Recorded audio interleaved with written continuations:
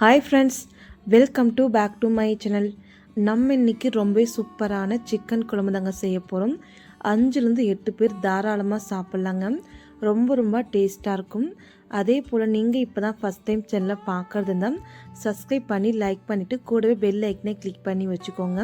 அப்போ தாங்க நம்ம போகிற வீடியோஸ்லாம் நோட்டிஃபிகேஷனாக வந்துடுங்க. இப்போ வாங்க நம்ம வீடியோக்குள்ளே போயிடலாங்க. ஃபஸ்ட்டு நீங்கள் ஒரு கடாய் எடுத்து வச்சுக்கோங்க. கடாய் நல்லா காயட்டுங்க. நல்லா கடாய் காய்ஞ்சதுமே ஒரு 5-6 டீஸ்பூன் போல் எண்ணெய் ஊற்றிக்கோங்க. எண்ணெய் நல்லா காய்ஞ்சதுமே நம்ம சின்ன வெங்காயத்தை க்ளீன் பண்ணி கட் பண்ணி எடுத்து வச்சுக்கோங்க. சின்ன வெங்காயம் பார்த்திங்கன்னா 15-20 போல் எடுத்துக்கோங்க. சின்ன வெங்காயம் ஆட் பண்ணதுமே நீங்கள் ஒரு பெரிய வெங்காயத்தை குட்டி நறுக்கி அதுவுமே நீங்கள் சேர்த்துக்கோங்க. சேர்த்துட்டு ஒரு கரண்டி எடுத்துக்கோங்க. கரண்டி வச்சு நீங்கள் நல்லா வதக்கி விட்டுக்கோங்க. வெங்காயம் நல்லா வதங்கிட்டுங்க. அது வரைக்கும் நம்ம வெயிட் பண்ணலாம். இப்போ பாருங்கள், வெங்காயம் ஓரளவுக்கு வதங்கி வந்துருச்சுங்க. இது கூடவே நம்ம பூண்டு பல் சேர்த்துக்கலாங்க. ஒரு 15 பூண்டு பல் சேர்த்துக்கோங்க. இது கூடவே நம்ம நறுக்கி வச்ச தக்காளி சேர்த்துக்கலாங்க. நான் பார்த்தீங்கன்னா பெரிய சைஸ் தக்காளி 2 குட்டி நறுக்கி சேர்த்துக்கிட்டுங்க. தக்காளியும் சேர்த்துட்டு ஒரு கரண்டி எடுத்துக்கோங்க. கரண்டி வச்சு நீங்கள் நல்லா வதக்கி விடுங்க. தக்காளி, வெங்காயம், பூண்டு அதோட பச்சை வாசனை போகிறதுக்கு நீங்கள் நல்லா வதக்கி விட்டுக்கோங்க. இப்படியே நீங்கள் 1 நிமிஷம் போல் வதக்கி விட்டுக்கோங்க. இப்போ பாருங்கள், 1 நிமிஷம் போல் ஆகிடுச்சு. நல்லா கொஞ்சம் வதங்கினதுமே நம்ம மிளகாய்த்தூள் சேர்த்துக்கலாங்க. நம்ம குழம்பு மிளகாய்த்தூள் 1 டீஸ்பூன் போல் சேர்த்துக்கோங்க. அதே போல் மல்லித்தூளும் 1 டீஸ்பூன் போல் சேர்த்துக்கோங்க. அடுத்ததாக பார்த்தீங்கன்னா கரண்டி எடுத்துக்கோங்க. கரண்டி வச்சு நீங்கள் நல்லா வதக்கி விட்டுருங்க. அந்த மிளகாய்த்தூளோட பச்சை வாசனை போகிற வரைக்கும் வதக்கி விட்டுக்கோங்க. அடுத்தா பார்த்தீங்கன்னா இது கூடவே நம்ம தேங்காய் சேர்த்துக்கலாங்க.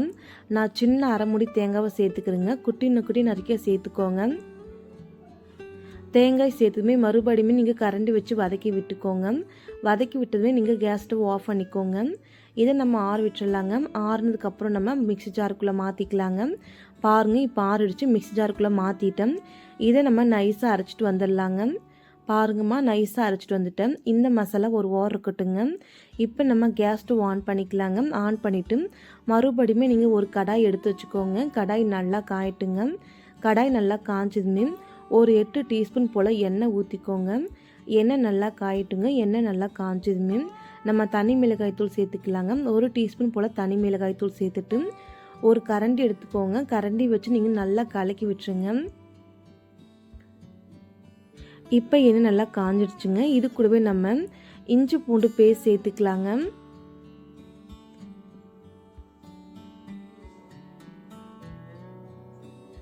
நான் பார்த்தீங்கன்னா 1.5 டீஸ்பூன் போல் இஞ்சி பூண்டு பேஸ்ட் சேர்த்துக்கிடுங்க.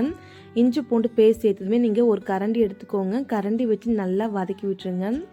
இஞ்சி பூண்டு பேஸ்ட்டோட பச்சை வாசனை போகிற வரைக்குமே நல்லா வதக்கி விட்டுக்கோங்க. இப்போ பாருங்கள், நல்லா வதங்கிடுச்சு. இப்போ நம்ம சிக்கன் சேர்த்துக்கலாங்க. சிக்கன் பார்த்தீங்கன்னா 3/4 கிலோ அளவுக்கு சிக்கன் எடுத்துருக்குங்க.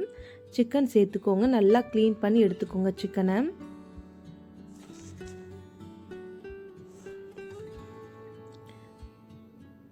இப்போ பாருங்கள், நான் ஃபுல்லாகவே சிக்கன் சேர்த்துட்டுங்க.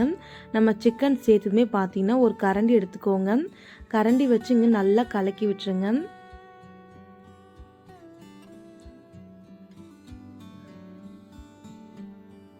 இப்படியே நீங்கள் 1 நிமிஷம் போல் விடுங்க. சிக்கனோட கலர் கொஞ்சம் மாறி வந்துச்சு பாருங்கள். இது கூடவே நம்ம 1/4 டீஸ்பூன் அளவுக்கு நீங்கள் மஞ்சள் தூள் சேர்த்துக்கோங்க. அதே போல் தேவையான அளவுக்கு கல்லுப்புமே சேர்த்துக்கலாங்க. நான் பார்த்தீங்கன்னா 1 டீஸ்பூன் போல் கல்லுப்பு சேர்த்துருக்கேன். இது கூடவே நம்ம கரம் மசாலா 1/4 டீஸ்பூன் போல் மட்டும் சேர்த்துக்கோங்க. அடுத்தா பார்த்தீங்கன்னா மட்டன் மசாலா எடுத்துக்கோங்க.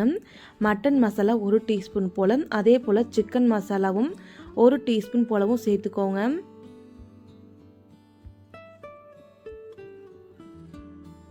அடுத்ததான் நம்ம பிரியாணி மசாலாவும் சேர்த்துக்கலாங்க. பிரியாணி மசாலா பார்த்தீங்கன்னா 1/4 டீஸ்பூன் போல் மட்டும் சேர்த்துக்கோங்க. அதிகமாக சேர்க்கணும்னு அவசியம் கிடையாதுங்க. இப்போ நம்ம எல்லா மசாலாவும் சேர்த்தாச்சுங்க. ஒரு கரண்டி எடுத்துக்கோங்க. கரண்டி வச்சு நம்ம நல்லா கலக்கி விட்டுலாங்க.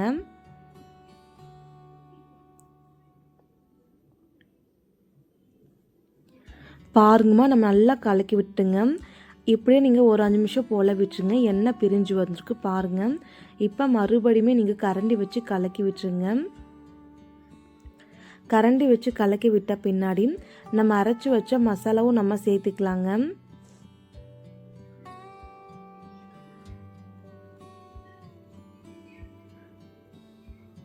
அவ்வளோதாங்க, அரைச்சி வச்ச மசாலாவை மட்டும் நீங்கள் ஃபஸ்ட்டு சேர்த்துக்கோங்க.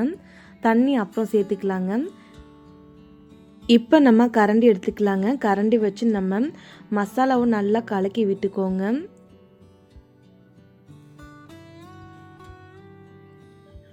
பாருங்கள், மசாலாவும் நம்ம நல்லா கலக்கிருக்குங்க.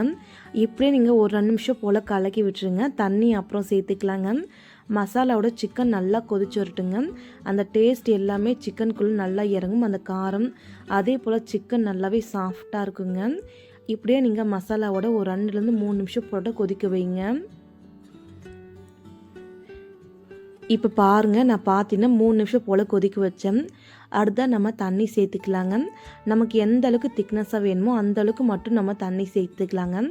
ஃபஸ்ட் நான் ஒரு சொம்பு ஃபுல்லாக ஊற்றிட்டுங்க. ஒரு கரண்டி வச்சு நம்ம கலக்கி விட்டுக்கலாம். கலக்கி விட்டால் பின்னாடி நான் இன்னும் கொஞ்சம் தண்ணி ஊற்றிக்க போகிறேன்னு. ஏன்னு பார்த்தீங்கன்னா கொஞ்சம் திக்னஸாகவே இருக்குது, அதனால இன்னும் கொஞ்சம் நான் தண்ணி ஊற்றிக்க போகிறேன். பாருங்கள், கால்வாசி அப்போயே நான் ஒரு சொம்பு போல் ஊற்றிக்கிட்டேன். இப்போ கால்வாசி அளவுக்கு தண்ணி ஊற்றிட்டு மறுபடியும் நீங்கள் கரண்டி வச்சு நல்லா கலக்கி விட்டுருங்க. அதே போல் இந்த சிக்கன் குழம்பு பாருங்கள் எந்த அளவுக்கு திக்னஸாக இருக்குன்னுட்டு ஒரு கரண்டி வச்சு நீங்கள் நல்லா கலக்கி விட்டுருங்க. கலக்கி விட்ட பின்னாடி இந்த கரண்டியை எடுத்து ஒரு ஓரம் வச்சுக்கோங்க. கரெக்டாக நீங்கள் 8லேருந்து 10 நிமிஷம் போல் மட்டும் கொதிக்க வைங்க. அதிக நேரம் கொதிக்க வைக்கணும்னு அவசியமே இருக்காதுங்க. இப்போ பாருங்கள், 10 நிமிஷம் போல் ஆயிடுச்சுங்க. இப்போ நல்லா கொதிச்சு வந்திருக்கு. குழம்பும் நல்லா கம்மியாகி வந்திருக்குங்க. சிக்கன் நல்லா வெந்து வந்திருக்கு. ஒரு கரண்டி வச்சுக்கோங்க. கரண்டி வச்சு நீங்கள் நல்லா கலக்கி விட்டுருங்க. இது மேலே நம்ம கொஞ்சமாக கொத்தமல்லி சேர்த்துக்கலாங்க. கொத்தமல்லி சேர்த்துட்டு ஒரு கரண்டி எடுத்துக்கோங்க. கரண்டி வச்சு நீங்கள் நல்லா கலக்கி விட்டுருங்க. இப்போ நம்ம கேஸ் ஸ்டவ் ஆஃப் பண்ணிக்கலாங்க. இந்த குழம்பை நம்ம ஒரு பவுலுக்கு மாற்றிக்கலாங்க. இந்த குழம்பு பார்த்திங்கன்னா கம்பல்சரி 5லேருந்து 8 பேர் தாராளமாக சாப்பிட்லாங்க. எல்லாருக்குமே ரொம்பவே பிடிக்குங்க. நம்ம சண்டேயில் சிக்கன் எடுத்திங்கன்னா கண்டிப்பாக இந்த மாதிரி செஞ்சு பார்ப்பீங்க. அவ்வளோ டேஸ்ட் சூப்பராக இருக்குங்க. நம்ம எப்பவும் போல் செய்கிற மாதிரி செய்யாமல் ஒரு முறை இந்த மாதிரி நீங்கள் செஞ்சு பாருங்கள். ரொம்ப டேஸ்ட் சூப்பராக இருக்கும். எதனால் இந்த குழம்பு இவ்வளோ டேஸ்ட் இருக்குன்னு கேட்டிங்கன்னா நம்ம சின்ன வெங்காயம் சேர்த்துருக்கோம். அதே போல் நம்ம சிக்கன் நல்லா வறுத்துருக்குங்க. அதனால இந்த சிக்கன் குழம்பு ரொம்பவே டேஸ்ட் அதிகமாக இருக்குங்க. இப்போ இந்த குழம்புக்கு சைடிஷாக பார்த்தீங்கன்னா இட்லி தாங்க செஞ்சுருக்கேன். ஒரு பூ மாதிரி இட்லி, ஒரு 3 இட்லி மட்டும் ஒரு தட்டில் போட்டுக்கோங்க.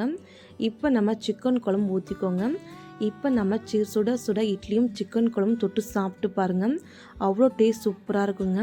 நீங்கள் இட்லி, தோசை, சப்பாத்தி, ரைஸு, களி, பூரி, சப்பாத்தி எது கூட வேணாலும் சாப்பிட்றதுக்கு பொருத்தமாக இருக்குங்க. கண்டிப்பாக உங்கள் வீட்டில் ஒரு டைம் நீங்கள் செஞ்சு பாருங்கள். டேஸ்ட் ரொம்பவே நல்லா இருக்குங்க. அவ்வளோதாங்க, ரொம்பவே சூப்பரான சிக்கன் குழம்பும் ரெடி ஆகிடுச்சு. வாங்க எல்லாருமே சாப்பிட்லாம். இந்த வீடியோ உங்களுக்கு பிடிச்சிருந்தா வீடியோக்கு ஒரு லைக் பண்ணுங்கள், சப்ஸ்கிரைப் பண்ணுங்கள், ஷேர் பண்ணுங்கள். மறக்காமல் உங்கள் ஃபேமிலி ஃப்ரெண்ட்ஸுக்கும் ஷேர் பண்ணிங்க. மறக்காமல் உங்கள் வீட்டில் சண்டேயில் இந்த மாதிரி சிக்கன் எடுத்து செஞ்சு பாருங்கள். ரொம்பவே டேஸ்ட்டாக இருக்குங்க. Thank you friends. நாளைக்கு பார்க்கலாம்.